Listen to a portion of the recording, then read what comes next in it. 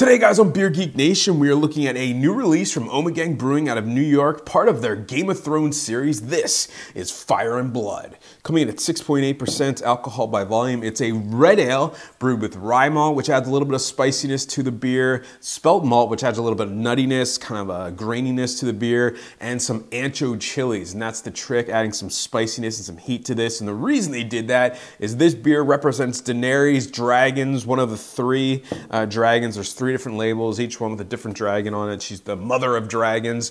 Big fan of the show. I've only read the first 3 books, so I'm not, quite caught up into the entire series. I got to give big thanks to the brew holder for hooking me up with this one. I think a lot of you guys are looking forward to this one. You want to try it, so let me get into a glass so that you guys know how it smells, tastes, and give you the final verdict on Ommegang's Fire and Blood. All right, guys, so the aroma on the Fire and Blood.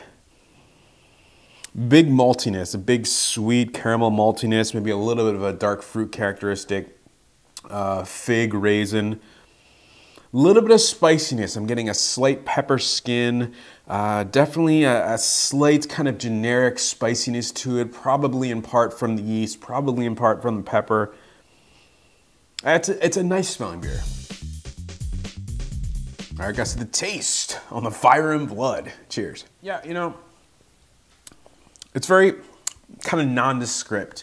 Right the front of the tongue, a little bit of bitterness, a little bit of peppery spiciness, again, probably from the yeast, middle of the mouth. A nice kind of a sweet kind of toffee breadiness, slight biscuit characteristic in there, a little bit of dark fruit, maybe a little bit of raisin or fig, very light though, a little bit of peppery spiciness and pepper skin, probably from the Ancho chili, maybe even a little bit of smoke, very, very, very slight kind of char flavor in there as well, which kind of accents a little bit of the maltiness. Very dry finish.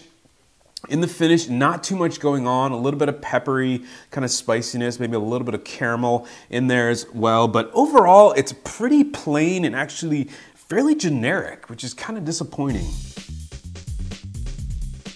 All right, guys, so the final verdict on the Ommegang Game of Thrones Fire and Blood Red Ale, available now. Guys, this one is getting a B-. My big problem with this beer is that there's nothing going on in it. It's at the proper temperature. I keep sipping on it, trying to find something. I keep digging into this beer, and I'm not getting anything, basically. A slight maltiness, a slight spiciness, a touch of pepper skin, and that's pretty much it.